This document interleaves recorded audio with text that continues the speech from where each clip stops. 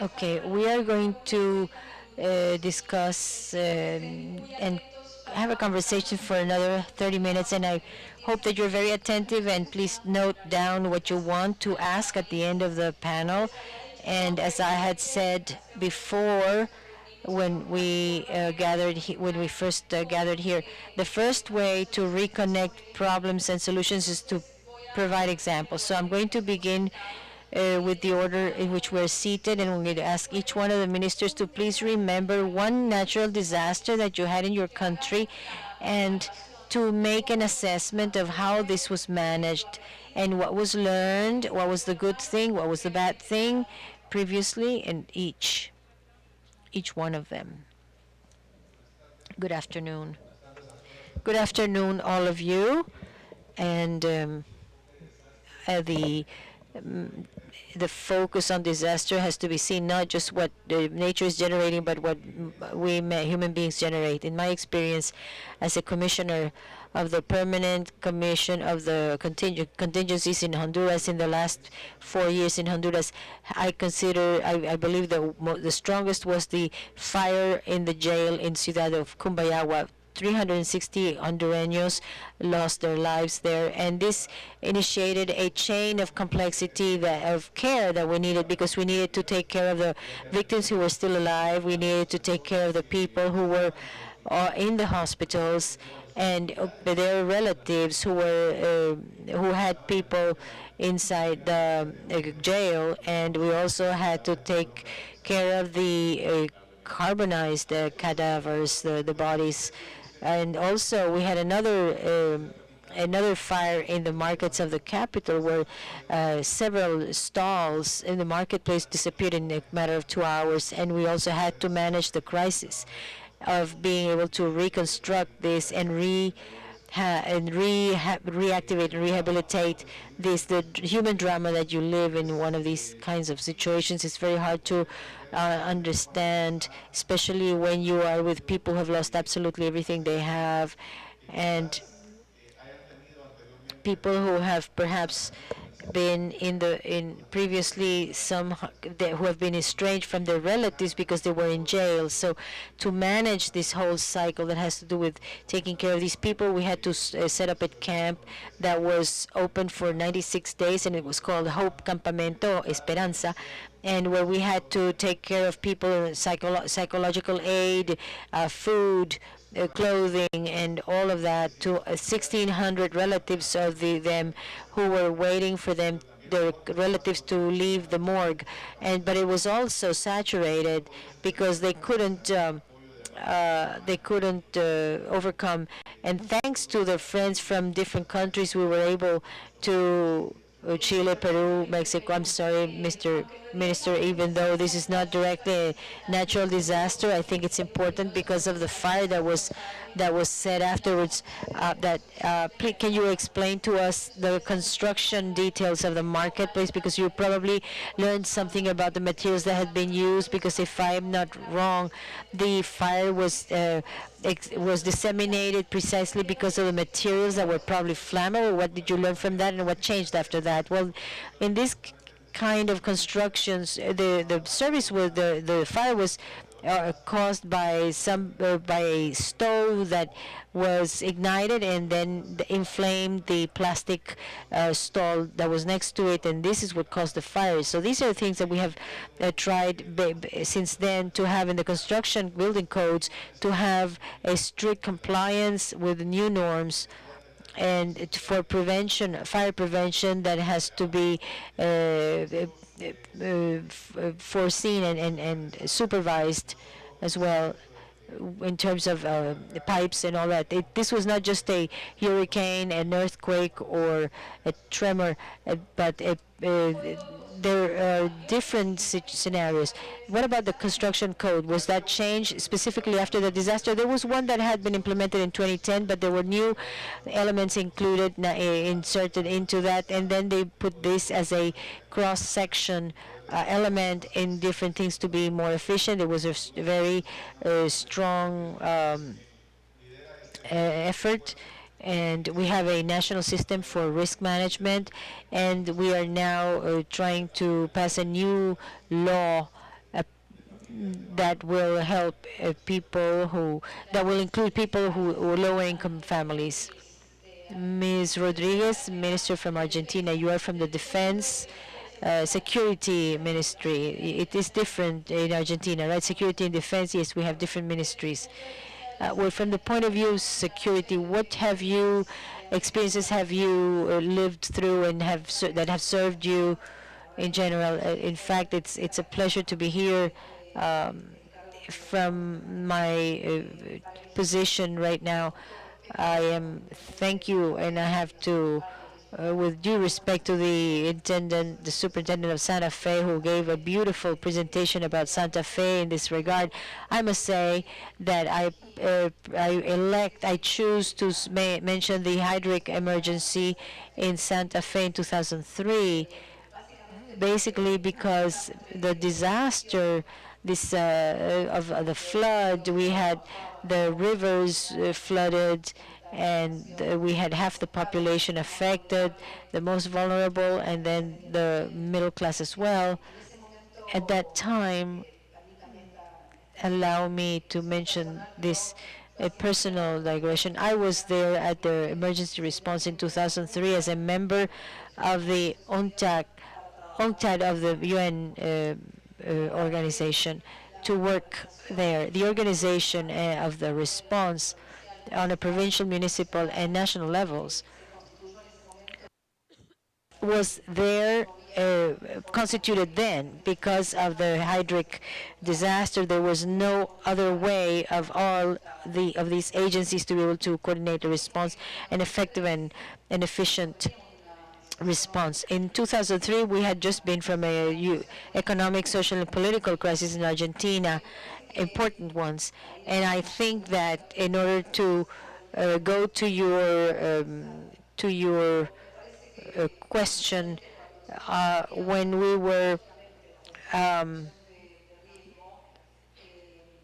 we discussed the risk management issue, we cannot but think of economic development that we have to lead, in our countries. In the last few years, our economic development has basically been directed towards inequality, economic inequality, social inequalities, educational inequalities.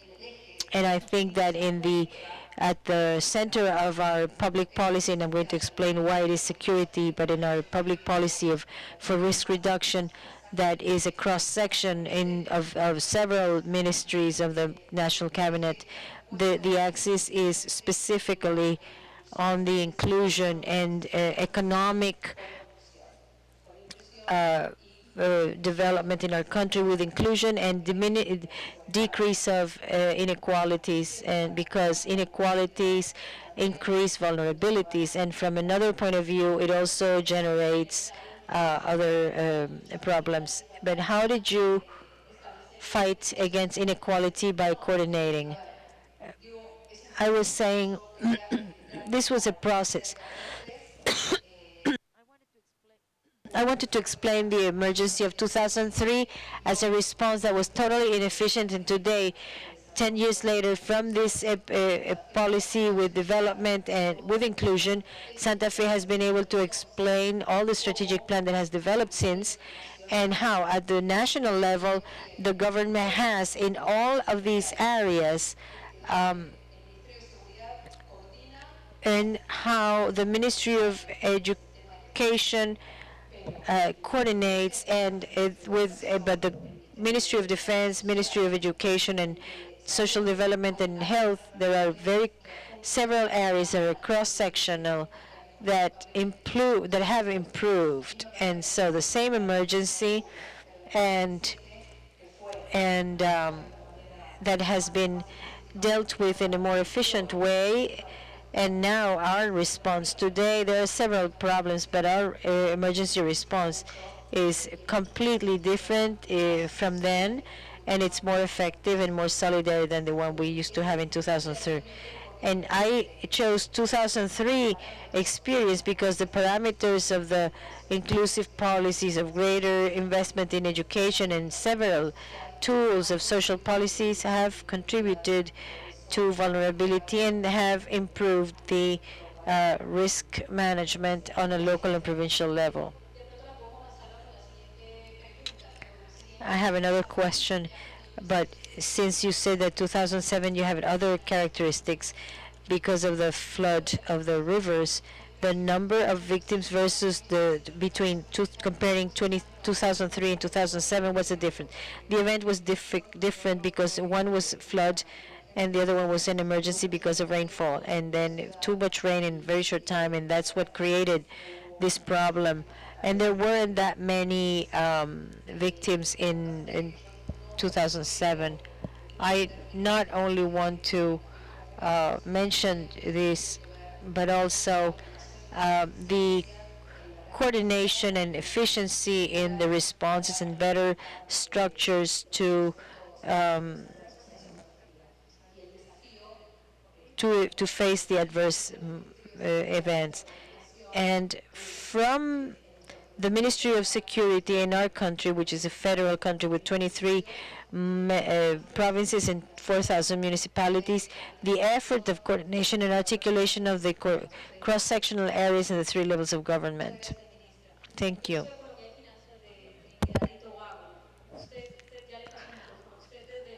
Minister of Trinidad and Tobago, you are the Minister of Finances and you manage money, as Dr. Margarita was mentioning. What example can you give us in the challenge of having managed the budget to be able to handle a catastrophe of that sort? How can you tell us something about it? Primeramente me gustaría decir que uno de los ministros de Finanzas y Economía y los que somos de países de la mancomunidad estamos familiarizados con la terminología, y cuando yo llegué a este panel estoy llegando a la hora número 23 y espero hacerle honor a los presentes aquí. Because of where Trinidad and Tobago is located geographically, we are on the fringe of the hurricane belt. And there is a phrase in Trinidad and Tobago that God, Trini, I said that this morning. So we have escaped what I would call major hurricanes or earthquakes and so on, although we are located on these seismic faults. The last major hurricane I could recollect that hit Trinidad and Tobago was in 1963, even before I was born. But within the last 2.5 years, there have been what I would call, because of heavy rainfall, a lot of landslide and mudslides occurring in the northern part of the country, concentrated in areas such as Diego Martin and Maraval. And 2 persons would have died, and a large amount of slush and mud and so on came in or crashed down on people's homes, rocks, boulders, and so on. A number of homes were taken over by the amount of slush and mud. And then you had a number of drainage being drains blocked and so on. So from that angle, there were challenges in relation to coordination between, let us say, the ministries of National Security, the Ministry of Local Government, the Ministry of Works and Infrastructure, and also to get the presence of the Ministry of the People and Social Development and the Ministry of Health that was supposed to look after the social concerns of people when there are such situations. And in addition to that, whilst you had the Office of Disaster Preparedness and Management on the ground, coordinating operations and so on, at the local level, you had what would have been termed the Diego Martin Regional Corporation. This is what we would call the first responders to such a situation. In terms of the capacity, the manpower, the equipment that was needed to clear roads, remove debris from major water courses and so on, the geography of the area was as such that you had a lot to deal with a lot of narrow roads, small roads, and so on. And it was, especially in the Dogomatin Maraval area, what we would call housing occurring on the hillsides and so on. So to get this specialized equipment, to get this specialized manpower and so on in these areas took some time. And as I said, at the local government level, the specialized equipment were not readily available, let us say, within the first 6 hours of the mudslide, landslides occurring. And the government, through the Ministry of Works and Infrastructure, had to mobilize some of the larger contractors, private sector contractors within the country to bring in equipment to support what was there existing at the level of local government, and also from the point of view of what was existing, because the Army too was called into what we would call the engineering corps or battalion of the Army was called into action to give that level of support. What did you change after that to improve that coordination between national level and regional level? Well, again, there has been a sense of focus at an interministerial level and cross collaboration of ministries, meeting from time to time with the ministers leading the process, and of course, Ministry of Works and Infrastructure, Ministry of Local Government, Ministry of National Security, and Ministry of Community Development. How often do you have that kind of meetings? Well, this is supposed to occur on a quarterly basis and so on. And of course, the input of the Office of Disaster Preparedness and Management playing a very important and critical role in this whole process. Because one of the challenges, I would say, in Trinidad and Tobago has to do with the outlook of the citizen from disaster preparedness, risk reduction, and so on. Because of the way the crisis, as I said, the last one, really that would have hit Trinidad and Tobago in 1963. There's this psyche in the citizenry mind that nothing will occur within the society, so that there has to be what I would call an intense sense of education and building that mentality to prepare the society for the eventuality of something occurring within the country. Thank you, Minister. Ministro Augusto Espinosa, del Ministerio de Educación de Ecuador. Su turno, por favor. Buenas tardes con todas y todos. Bueno, yo transmitiré algunas experiencias que he tenido durante 30 años para mostrar cómo el Ecuador en determinado momento no estaba preparado por un desastre natural. Was not prepared for a natural disaster, and how we have been changing things, and quite right, we have developed a culture of security, of safety, and we have also developed the capacity of fixing things every time a disaster occurs, so basically of rebuilding. I remember that at the end of the last decade of the 80s, we had a very important earthquake in Ecuador. Some cities were affected. Houses actually came down. There were some dead. But at the time that was happening, during the earthquake, I remember we had no idea what to do. This is the families. We didn't know if we had to go out into the street, if we had to go to an open field, if we had to stay indoors.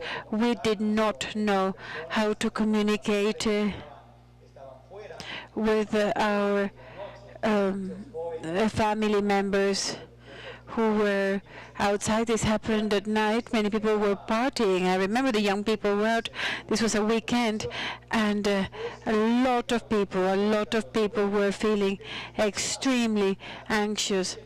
And at the end of the 90s, for my generation, it was very normal that regularly we would see in the news that there had been floods in the coastal area, that there has been a loss of life, that crops had been wiped out, and this would happen regularly. And it really seemed that we were used to it and that we just had to withstand the blows of nature. Afterwards, during the first decade of this century, some volcanoes were reactivated. The Tungurahua volcano that is still active. And I remember that also the Pichincha volcano was becoming active again, and we were very concerned for a natural disaster in the city of Quito. And I remember that once ash was falling on Quito, and we all thought it was the Pichincha, but it wasn't. It was the Reventador volcano, but nobody knew what to do while the ash was falling. In fact, many broke their windshields that would they didn't know what to do, so they would start using their windshield wipers, and then with the water the ash would solidify, and it was traffic chaos. So even though Ecuador had very high disaster risk, we were not prepared for that kind of thing. And I remember that for the last 7 years, since the beginning of this government, we started becoming more aware of the need of facing this danger with structural solutions. And so the Secretariat for Risk Management was created. This was a secretariat that started promoting a culture change, moving from prevention to response and rebuilding of the composition once a disaster has occurred. And so I would say that this policy that started being disseminated in Ecuador starts crossing across the different ministries. Before coming here into the room, I was chatting to our Secretary of Risk Management, María Pilar Cornejo, and she was saying something that we had discussed in the previous cabinet, which was the possibility for an El Niño event this year. This was discussed in the cabinet about 3 weeks ago. And as soon as the ministers heard of what could probably may happen, we could start incorporating it in our actions before nobody would even consider what could probably happen. Today we're all aware of the information that we can get to take preventive actions. I was told that Minister Karina Hanse of Health was already considering how hospitals were going to adapt. Also in education, we are very attentive to what could happen. And I believe that we have changed our culture. And with all due respect to firefighters, we have stopped putting out fires. Now we know that we can react prior to an event. And in fact, we have been working in every scope. For example, in education, we have worked including risk management policy in all of the educational policy. Institutionally, we have gotten organized by district and circuit. Before, we would have 24 provincial directorates. Now we have more. And in each one, we have a team that manages risk and that can react at the different stages, be it planning or prevention. Now, for coverage, our infrastructure has grown in a very disorderly manner. Today, we are reordering our educational infrastructure, and before we approve a new school being built, we need to validate from the Risk Management Secretariat. So an assessment is carried out of the potential risk of that school, and also with our teachers, we are including in all of the networks of teachers. We are including training because we know that they are the main factors of taking care of the lives of our students. Also to guarantee the continuity of the educational process when there is a natural disaster. But what's fundamental is that we believe that the educational system should become the first instrument to disseminate a culture of security and capacity to react when a disaster occurs. To summarize, I believe in Ecuador, we have been including structural solutions to face natural disasters in every sector. Now, Mr. Nolasco of Jamaica, if you could please share your example with us. Muchas Well, first of all, I'd like to begin by saying that Jamaica is no stranger to disasters. In fact, we had a major earthquake in 1902, which sent an entire part of a city under the sea. That was the earthquake that destroyed Port Royal. In 1907, the city of Kingston was destroyed by earthquake and fire. And then we had a very long period of stability till the next major hurricane was somewhere in 1951. But one of the lessons learned from the earthquakes was the need for structural integrity. So most buildings in Jamaica today are overbuilt in terms of the steel and concrete that goes in it. However, when we had, after 1951, we had another major hurricane in 1988. And most of the substantial dwelling houses in Kingston, the entire roofs went. So they were structurally strong, but we didn't have a hurricane for such a long time that the building codes at that time were never even enforced.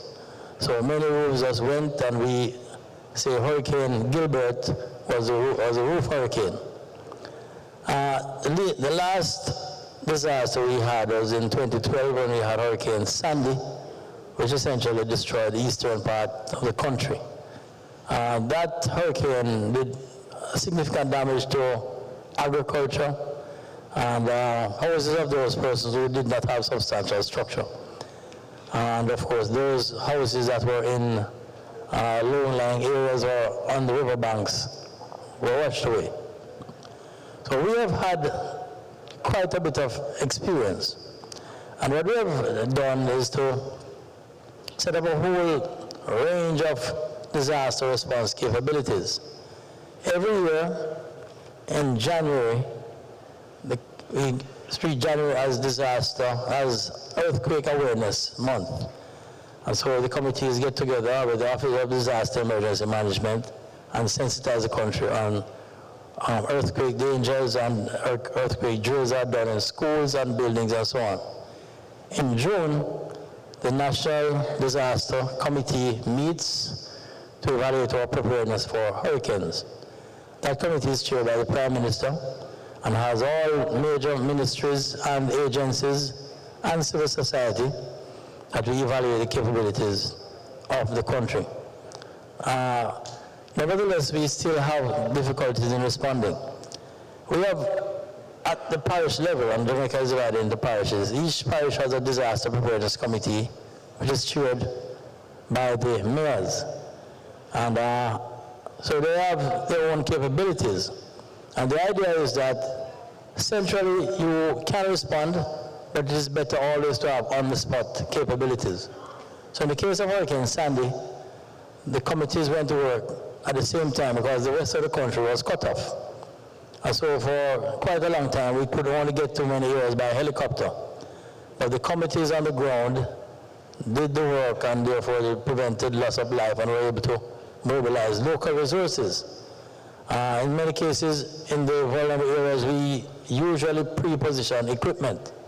So the heavy-duty equipment would be in the area, and they're able to clear critical roads and so on. So we are now looking at the legislation in terms of our building bill, which is our 1907 bill, which I expect to pilot in the Parliament this year. We've also completed a disaster bill. And those two pieces of legislation we hope will be utilized to create the necessary legislative framework to underpin the other work that we have done in disaster preparedness and management. Cuéntenos algunos detalles, quizá lo más clave de ese código de construcción, de esa ley de desastres que usted cree que va a llevar a su país a estar law. Can you tell us some key elements of the laws, that maybe the building law, that will make your country be more ready to face a hurricane, for example? Well, some of the critical things are really to enforce the engineering standards. In fact, we're utilizing the international code as the basis. We're using best practices, so we are ensuring that the standards are built. All buildings will have to go through a process to be approved.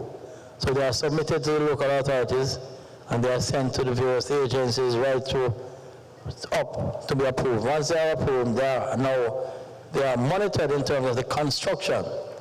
So, for example, the size of your rebars are determined by how many stories the building would have.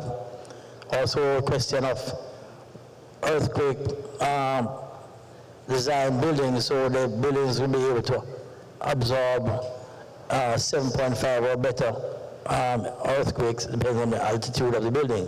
So a 10-story building, for example, would have a different specification than a dwelling house.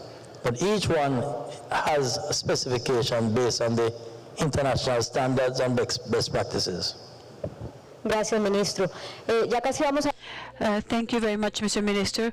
We will now open up the forum for questions, but prior to that, I would like to ask each one of you with just one phrase to tell us what each one of your governments will have to correct as a priority or more urgently, thinking of two issues. Number one, that these changes that have been introduced to be better prepared for disasters were introduced after a good number of years, the years of victims and of losses, and that always changes will take longer than what would wish to. And number two, considering that climate change does not wait, that every year it is more rain, there's more precipitation when we're supposed not to have precipitation, and always takes us aback. So what do you think each one of your governments should introduce quickly, immediately, as a top priority to avoid victims in the next disaster?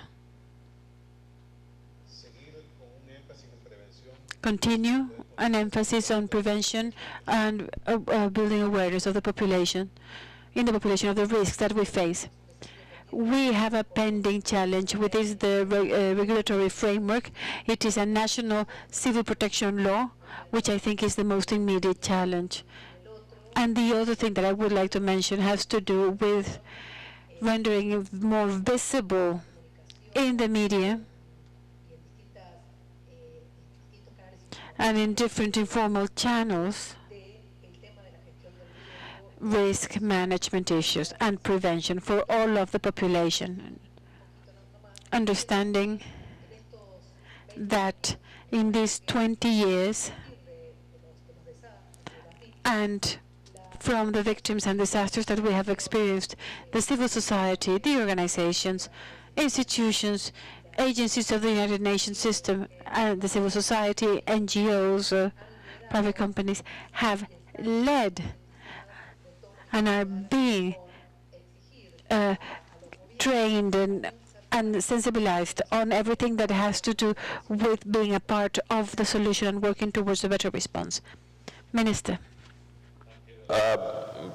Putting legislation in the Parliament of Trinidad and Tobago as it relates land use policy. In fact, the government has already laid the legislation that will seek to guide land developers and even citizens and so on, whereby on what level or what height they could build on hillsides and mountainsides and so on, and what land will be allocated for agricultural purposes and so on. So the legislation has been laid. It will be debated at some stage in the legislative term, and of course, allocating greater financing for building a sense of education and sensitization as it relates to disaster management and risk reduction.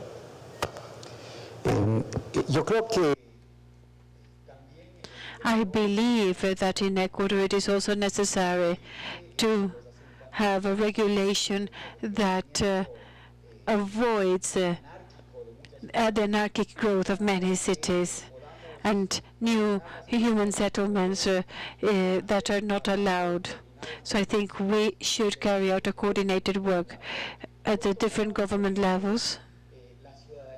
And I also believe that citizens must understand that the right to safety has to be guaranteed. One would think that the citizens still do not perceive that safety is a huge thing, a huge good that has to be taken care of. It's not right to allow for any precarious building of a house to occur. We have, if that happens, we have land traffickers. We have authorities in decentralized governments which promote this kind of illegal settlement that do not protect the citizens. And so we have the growth of urban marginal neighborhoods where it is obvious an absence of the state in these areas. So we have to avoid this through legislation. And secondly, we have to get the citizens to understand that it is the state's obligation to guarantee their right to safety. Thank you, Minister. We will continue. We are working on this disaster reduction management policy, which we hope to complete that very soon. That's a high priority. We also need to increase our disaster fund, because although we have a national insurance policy, we have not been able to get a payout from that policy to date. The third thing I would like to say is that we would like to have every single Jamaican be warned via telephone or the public media in the advent of a disaster. Therefore, the utilization of the communication network as an instant information, a warning sign, is a critical thing that we are actually working to try to implement. Muchas gracias, Ministro. Thank you very much, Minister. I have many questions. Some will not be asked because they have already been answered, and I will begin by one, which is directed to the Minister of Honduras. What methodologies were taken into consideration for this disaster risk management, and where can we find them? Well, we have implemented in an integrated manner the cross-sectional risk management systems. And when we talk about the safety of the people, this is linked to a human settlement that has been anarchic, and that's where historically we have the greatest security problems. For us to be able to work with communities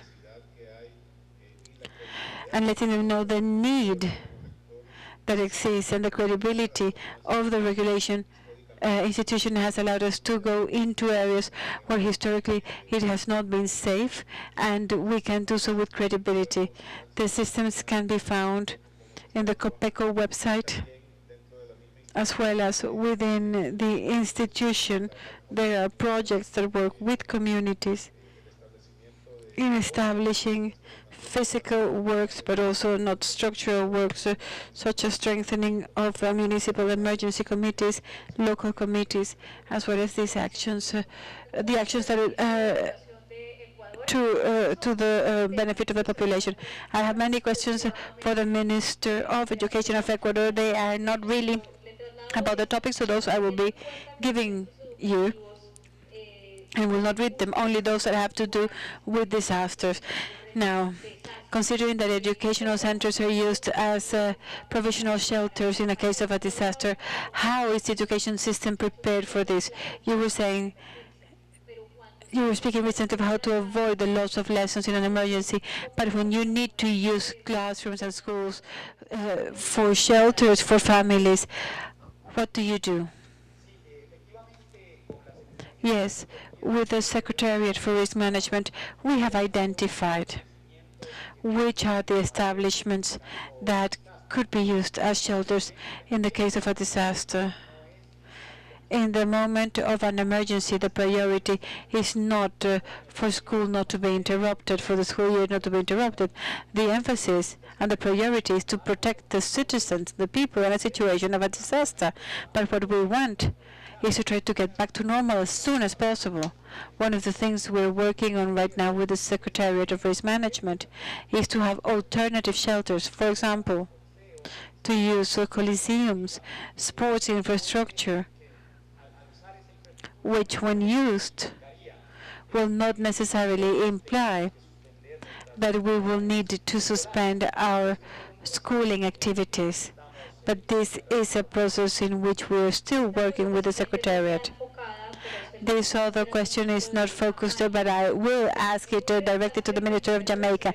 It says, in a disaster, the person who first gets the request of help is the municipality, the local government. Are the municipalities trained, and do they have the capacity and staff to tend to the demands of a disaster? Minister of Jamaica? They are trained, and we try every year and continuously to upgrade their capabilities. Nevertheless, of course, they have a lack of resources, that's financial resources. We have a regulation that asks them to set aside 20% of part of their funding for disasters, but invariably, because the councils are underfunded, they tend to utilize that fund. But I would like to say that being the first responders on the scene, they're able to stabilize the situation until the security forces, the police or the army gets in place. So the critical role they have to play is to be the first responders, to be on spot, to ensure that the situation is under control. And they are trained, they have some resources, and so far it has been able to effectively deal with situations we have had to experience. Gracias. Este tampoco tiene destinatario, pero se la voy a... Thank you. This doesn't have a destination, but I'm going to ask it to the Minister of Trinidad and Tobago. Do you have measurable indicators in time to be able to make policies of state effective regarding disaster risk reduction?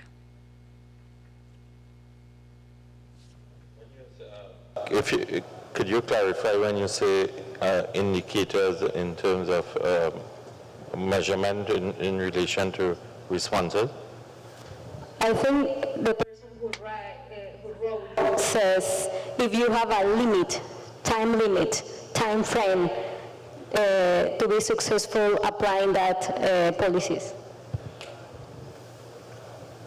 Well, policy in terms of response time and so on will always be something that is debatable in relation to for each society and how it is evolved. At the end of the day, you would want your policy level to be decisive and clinical in relation to what you have to deal with from the point of view of disaster responses and risk management and so on. From where I sit, to say that I have an exact indicator in terms of timelines and so on, no, from where I sit. But at the level of the government of Trinidad and Tobago, and like all governments do, these things will be dealt with dependent upon your overall political manifesto, your overall policy position and so on, from the point of view of any government.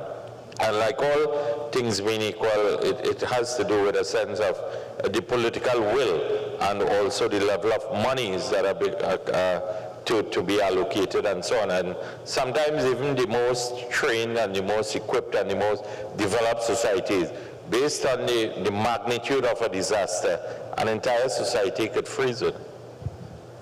Gracias, ministro. Y esta para la ministra. Thank you, Minister. And this for the Minister of Security of Argentina. Most countries have building codes, but these are not respected or enforced. How do you guarantee, in your case, the compliance with these codes? Well, this has to do with the regulations of each municipality and each province that is sovereign and has authority for this work. There is a regulatory framework in each jurisdiction, but this is not a competence of the Security Ministry, the area of urban building, clearly. Yes, I would like to add another one here that says, how can other sectors, such as the ministries, for example, of agriculture, infrastructure, tourism, can be involved? And this is for you, even though it's not specifically directed to anyone, because you were talking of the importance of having a cross-sectional action between the different institutions of the state. Yes, that is a very good question, because I forgot to include them. This was a serious error when I did not include the Ministry of Federal Planning of the national government. We have a colleague that has been working for 10 years on land use, and this is a work that has increased recently, both in financial resources as well as on training and capacity building in municipalities and provinces. So this is on the secretary who's here. I would like to apologize for not having mentioned you and mentioned this topic, but clearly all of the areas are involved. The Ministry of Culture as well. What they have is agricultural emergency programs, and they intervene with small and large-scale farmers in our country when we have floods, for example, or some drought, which is affecting maybe one of the reasons. And then the Ministry of Agriculture has emergency plans. I simply want to mention just one issue, and it has to do with the human resource. I would like, if I may, to acknowledge that last February there was a fire in a paper depot. It was a very big fire in an area where there was only paper, and 9 firefighters died of the volunteers and of the fire department of our country. And here what I would like to acknowledge is that they were highly professional. In fact, a gentleman with a lot of experience and authority died. He also helped us tackle some of the adverse events that we have had to face in my country, but the building was old and a wall collapsed, and right there and then killed 9 firefighters. So I would like to acknowledge their sacrifice, and I would also like to acknowledge all of us who are here, because without the human resource, without this discussion, without capacity building, without the will, it is impossible for all of these topics that we are discussing. And the authorities from the government, from the UN involved. Without all of us, risk management and help or assistance to the most vulnerable would be impossible. Finishing with this, I had mentioned that in 2013, as a member of the UN and the UNDAC team, I had responded to the emergency. 10 years later, and that is why acknowledging the cross-sectional connection, 10 years later, with accumulated experience, with capacity and vocation, there is acknowledgement by our government for someone with a profile of emergency experience, disaster experience, risk reduction, can have a position at the highest level of the government. And this is something that we have needed for some time, to render these issues visible, and that there will be people with experience on this in the government. This is happening in our country, and we are extremely proud. Thank you, Minister. Regarding that, I'm not inviting an answer. Natural disaster. But maybe to state that not because a lot is done, everything has been done. And this is a criticism to what you were mentioning of the emergency in Santa Fe, because someone in the auditorium talked about the floods of Mar del Plata in 2013, where many people died. I think it is better. Can I say something? Yes, very briefly, please. Yes, it was in La Plata. It was an unexpected flood that led to a collapse. It was a different city, not Santa Fe, and the response system of the civil defense collapsed. That's true.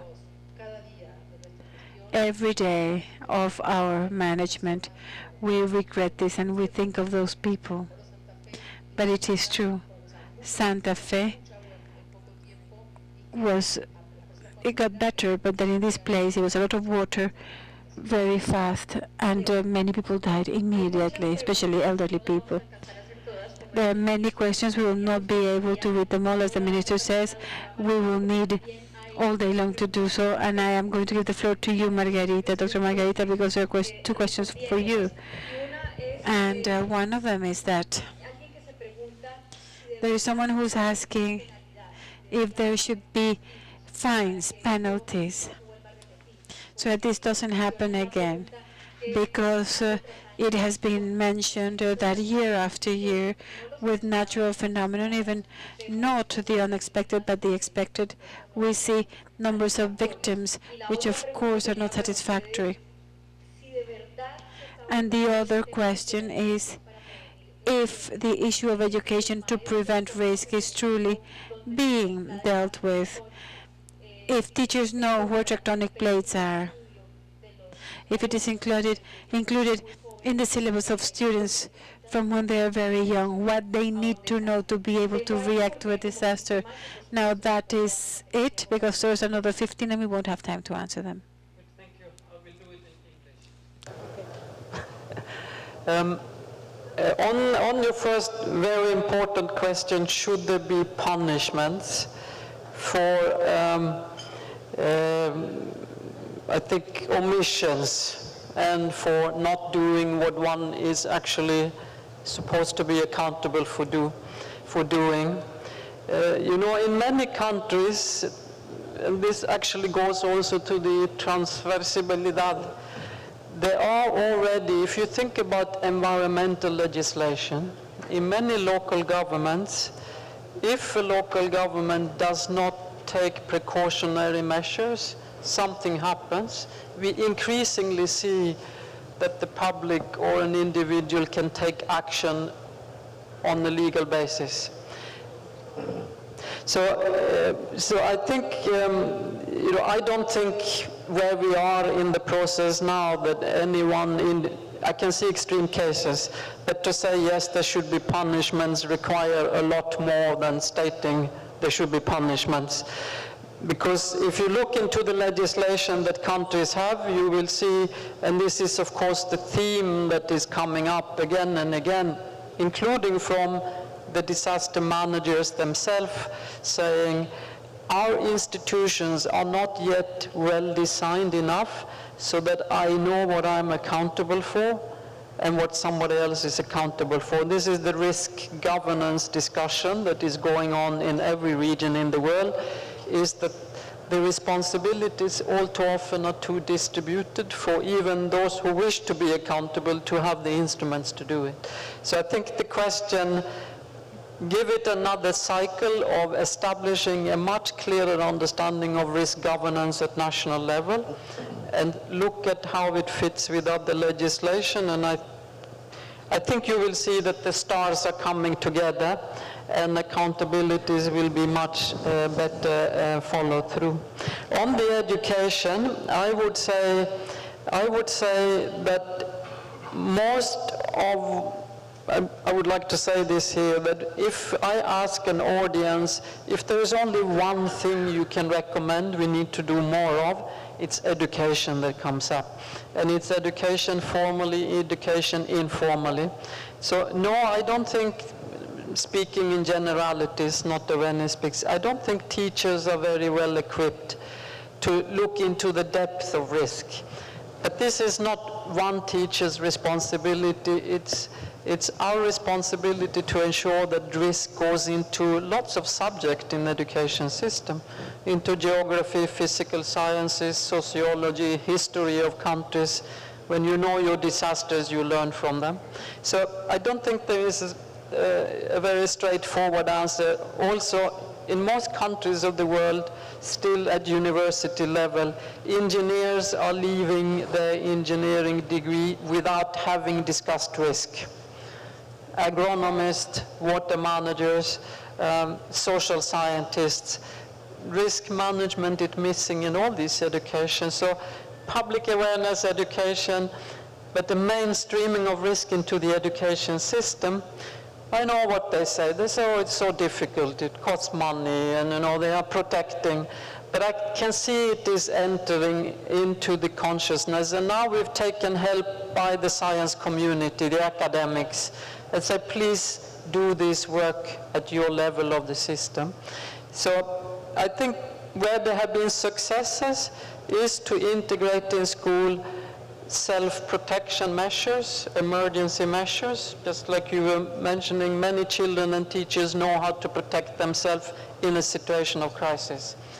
But risk as a theme for managing future climate risk, disaster risk, environmental risk, not quite well there as a well-integrated topic. Gracias. Bueno, muchas gracias a todos los que... Thank you very much. I would like to thank all of the participants, and I do apologize because many questions have been left without answers, but you have taken many notes. I think maybe you could give us some conclusions of what has been stated by the ministers and what is our future, basically. Which direction are we going into? I would like to thank the members of the panel, and I have two thoughts. Number one is that some countries have been for 20 years, 10, 8, 9 years working on this issue. And I take note that awareness is trickling into the government, and the governments are assuming responsibility for this risk in the different ministries. It has also been noted that there are still internal coordination challenges that we face, and which, having a policy, it is not clear that things will change immediately. Work is needed. That also depends on the inclusion of different parts of society to be able to carry it out. I would like to say that I consider this as very important progress. Now, something else is that I don't know if it is possible for just one minister or ministry to carry out a change in awareness of a whole government. And I ask myself, which are the most important criteria that allow us to make this an interministerial process, which is important, because I believe that our experience shows that a lot of responsibility is loaded on just one ministry or the civil defense, and that they are in charge of promoting, pushing, leading in a situation that is not so easy. And so I think that we have this work remaining, which is how to analyze this fully as a government, and you as expert ministers could initiate a change in policy, building awareness. But I believe that we and all of the society needs to support you. This is a conclusion because individually there is a lot of awareness and important work has been done. But now I feel that there's still a lot more to be done, that we have the responsibility, all of us, to do it, because we still discuss a lot the situation of crisis and disaster, and our goal is to avoid that crisis, that disaster, and so that work, which is a midterm, long-term work, is the work that we want to move forward today in this session. Very well, so we're going to give you some more notes on the topics that have been discussed here and all of these questions, because there were lots of questions, and I think that is indicative of the fact that we do need this dialogue with ministers and all of the participants. So hopefully we will be able to continue this dialogue in a very fluid manner and future meetings, but also for this dialogue to also continue in your countries and other areas of the region. Thank you, Claudia. Thank you very much. Coordination and making changes in the Constitution more agile. I think these are the pending tasks. I would like to thank Maria Cecilia Rodriguez, Minister of Security of Argentina, Mr. Lisandro Rosales of Social Inclusion of Honduras, Minister Augusto Espinosa of Education in Ecuador, Minister from Jamaica, Noel Ashcott, and Minister of Economy and Finance of Trinidad and Tobago. Thank you for joining us, and I would like to thank also the participants and wish you a very good afternoon.